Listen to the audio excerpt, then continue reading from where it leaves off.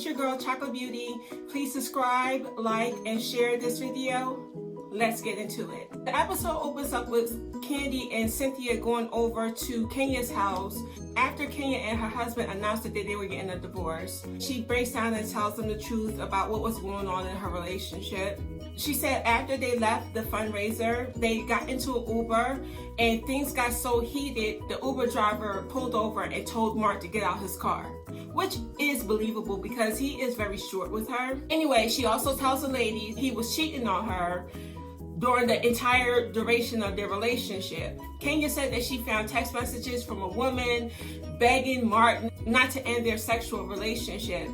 Kenya said that she called the woman and told her to stay away from her husband. So all this time, you were making this big ruckus and fuss about Tanya's fiance cheating on her, and your husband was cheating on you. Kenya, I need you to concentrate on your life. Now we understand why she gave Tanya such a hard time. Cynthia asked her, does she want the divorce? And she said, well, she doesn't want a divorce, but after the whole situation with the Uber driver, he told Mark that he couldn't come home. He contacted her publicist and told her that he was going to announce their separation. So he forced her hand to make the announcement too. But if he didn't file for separation, she would still be with him. Cynthia and Kandi tried to convince Kenya to still come to Greece because she is one of the people that was supposed to be hosting it. She didn't want the ladies to badger her or poke fun of her situation with her getting a divorce because she knows how they can get. So she doesn't know if she's going to come to Greece or not. The ladies meet up at the airport and everybody is wondering if Kenya is going to come. Kandi told the ladies that they should lay low and cut Kenya some slack because, you know, it's a rough time for her. Nene said that she didn't give the same courtesy to Tanya, and if the shoe was on the other foot, Kenya would be the first one to ask somebody about their failed relationship or failed marriage, which we all know is true. Kenya doesn't have any regard about anybody's feelings when it comes to their relationship, and she has no problem with putting someone on blast. Ladies get on the flight without Kenya and arrive in Greece. While they were loading the van, out of nowhere, Kenya shows up.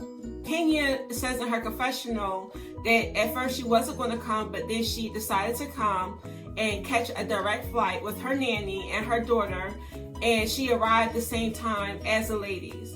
No, Kenya, what you did was you switched over your flights so nobody would badger you about your failed marriage. That's all that was. So everybody was surprised to see her. She gets in the vehicle and it was like literally dead silence.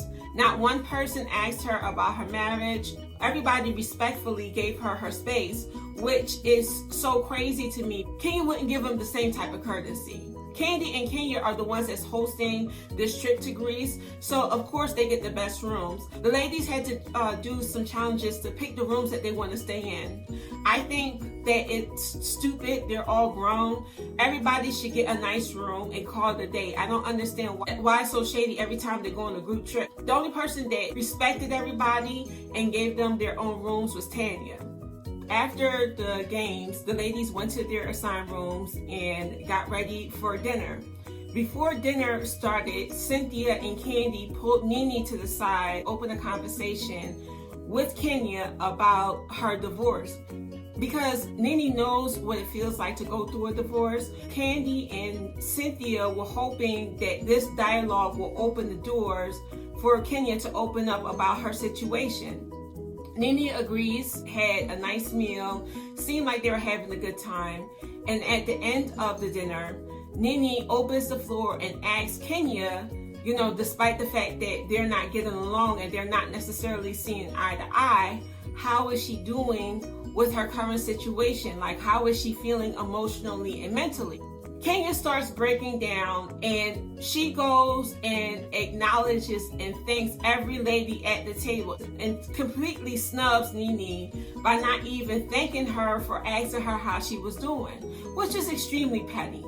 Even though Nene seemed like she felt some type of way about the snub, she kept the conversation going. Cynthia announces that she has to wash the dishes, and she asks a few of the ladies to come and help her. Cynthia said that she wanted Nene and Kenya to have a private conversation, and they were going to go and wash the dishes. As soon as she said that, Kenya got up and said, "I'm tired, I'm leaving." Now you done slammed the door in Nene's face twice, Kenya. We may not necessarily like one another, but we have to at least empathize with one another. And at that time, Nene was extending the olive branch to show you empathy, because she knows what it feels like to go through a divorce, a public divorce on top of that. Cynthia went over and tried to talk to Kenya and was like, "Kenya, like, Nene knows what it's like to go through a divorce, so do I." She was genuinely trying to have a conversation with you to see how you were doing. Kenya was like, "Well, I just don't want to open the door for any other conversation, and this is a conversation that I'd rather not have with Nene." Cynthia said, "Well, Nene wasn't trying to come from a bad place." To break the ice, Kenya brings over dessert to Nene, and Nene was like, "I'm done." She was like, "Well, I'm trying to break the ice with you. Like, we can talk, but I just don't want to talk right now." Nene turns to Cynthia and Candy and said, "You tried to have me have some type of open dialogue with your friend, and this is how the way she treats me.